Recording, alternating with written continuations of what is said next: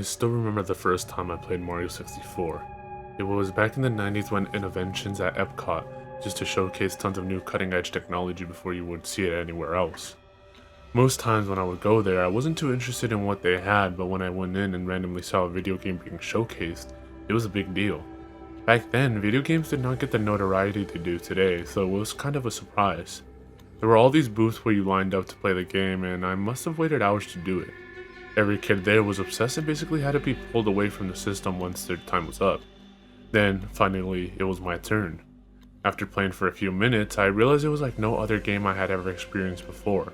The sound effects, the physics, the motions, they were all so perfect. Almost as if they were created just for me. Upon leaving the park that day, I thought about almost nothing else other than getting my hands on a copy of that game. Then after a few weeks, my wish was finally granted. My parents got me the game along with a Nintendo 64 console for my birthday. I couldn't have been more excited. It's funny because before that I was always kind of an athletic kid, but once I got that system, my outdoor time severely dropped. I played constantly. When I first started playing it, it felt a little different than the one at Epcot. The sounds were a little off and the colors too, but it was hard to tell. The game was something else to focus on that I forgot about it quickly. Over the coming weeks, I played through the entire game, essentially beating every level and collecting every star until I was completely done with it.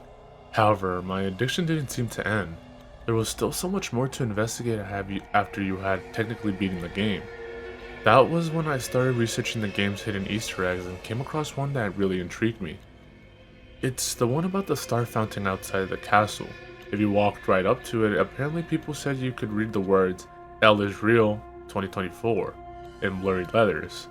Many people thought that 2024 was the amount of stars you needed to get to unlock Luigi from the game. The mystery really intrigued me because I had passed the fountain tons of times while playing and knew exactly where it was. I just hadn't ever really looked at it that closely.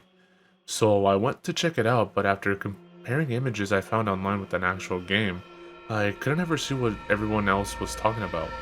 I even got a dry erase marker and began methodically connecting the lines together on my TV screen in order to figure out what mine said.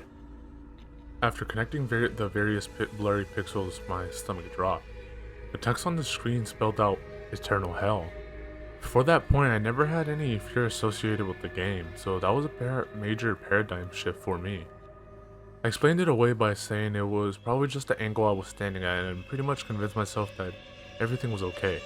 Although deep down, I think it scared me enough to switch on to playing other games. I mean, I was like 10 at the time. Recently though, rumors have come out that every version of Mario 64 is personalized by some sort of experimental AI created by Nintendo. Finally, after hearing this, it could explain what I had seen on the statue all those years before. So I ended up getting out the old Nintendo 64 out, dusted off my Mario 64 cartridge and popped it in. I'm not even really sure why, I just had to see how much deeper the rabbit hole went. I pulled up an image on my phone of the supposed Mario 64 conspiracy iceberg and just sat there playing through each and every one of them, seeing if they were real. Exploring the old castle with this new lens felt so good and brought me such joy, but nothing that I saw really seemed to tie anything together for me. There was a few odd things, but I didn't really see a bigger mystery there. So I started looking into whether there was any real world evidence, and I then found an account called Show You Fun on Reddit who seemed to have been on the very same path as I was a couple weeks prior, and he had connected the dots on a worldwide conspiracy revolving around the game.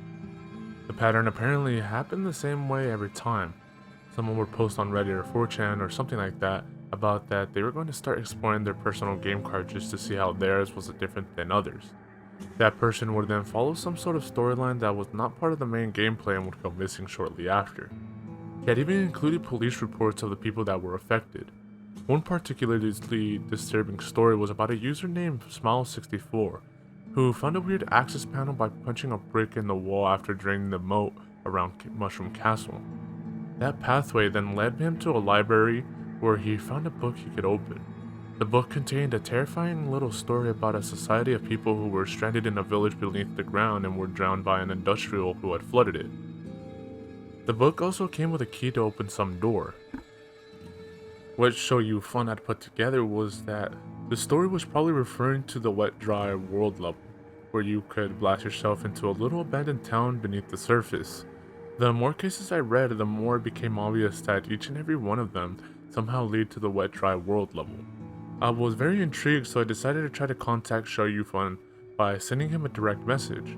He never responded to me, and I noticed he hadn't replied to a comment in a few days.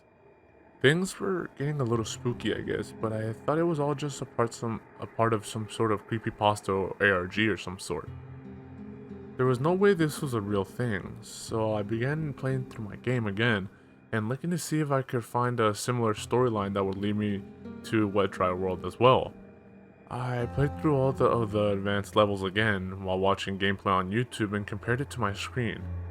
There did seem to be a few things that seemed unique, but mostly colors and sound effects. Nothing that really led me anywhere. I was about to give up when I realized that there was still one map I hadn't checked. The bomb battlefield, the very first level. So I went to the picture frame for it and jumped into the level.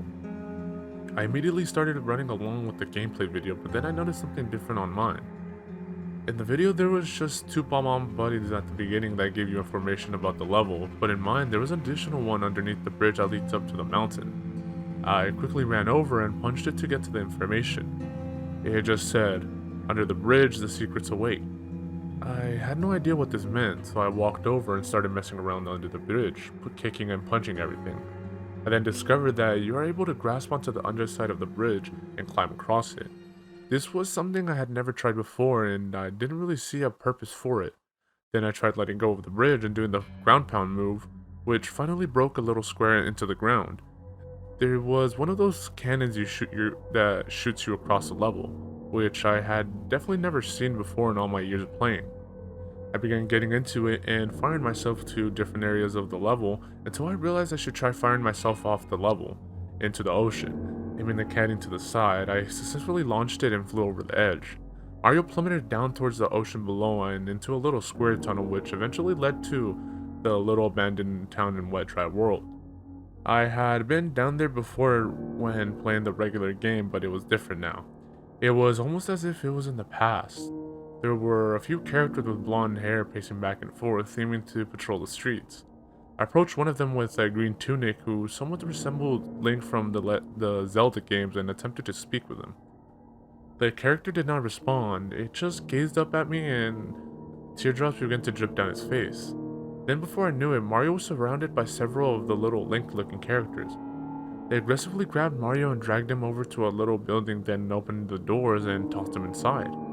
A little text box popped up and said, "The Foundation sees all."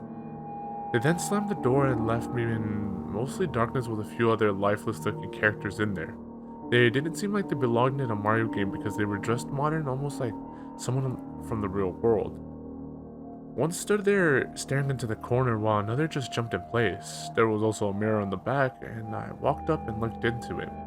I noticed that the reflection wasn't Mario anymore. I was a character that was dressed like me. Suddenly, I heard the sound of rushing water outside of the building. I ran over to the window to look out and saw the little characters in the town running and panicking. I then gazed up in the sky and witnessed a gigantic warrior head just floating there laughing. I ran to the door to try to open it, but nothing happened. Then the room started filling with water. I looked at the other characters and oddly they didn't even seem worried. They just stayed in the same position they were in, as if this has happened hundreds of times before. Eventually, when the room was full enough to swim, I dove down and checked everything. Every possible way to get out, but there was nothing. That was when the really scary stuff began. As I watched Mario's health go down, I began to feel short of breath as well. I panicked when I realized I couldn't breathe, pulled the cartridge out, and smashed it to the ground. My breath seemed to come back to me at that point, but I was really shaken up. I immediately called the cops, but the guy I spoke to basically referred me to a psychiatrist instead. Then I started noticing the black van pulling up outside of my house. I must have triggered something, and now I think I am being tracked. Either way, please, whatever you do not just investigate the Mario 64 conspiracy. That's really all I have to say. This story was sent to me over Reddit the day before RetroGamer86 went missing. I've searched for any related posts or content that he spoke about in the story, but everything seems like it's been removed. So if you have any information about this case, please let me know, And I want everybody to remember this as a cautionary tale, to make sure that you leave this thing be. Do not investigate Mario 64.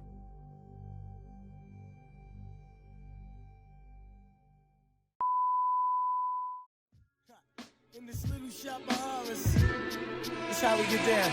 Yeah, enter, the project's on the prairie, scary. Greet you at the gate with Bloody Marys. Blood, a rail full of blood.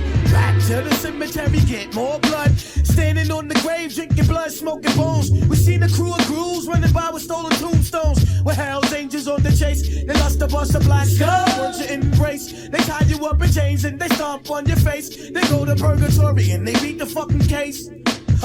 I look around, mad bodies being buried in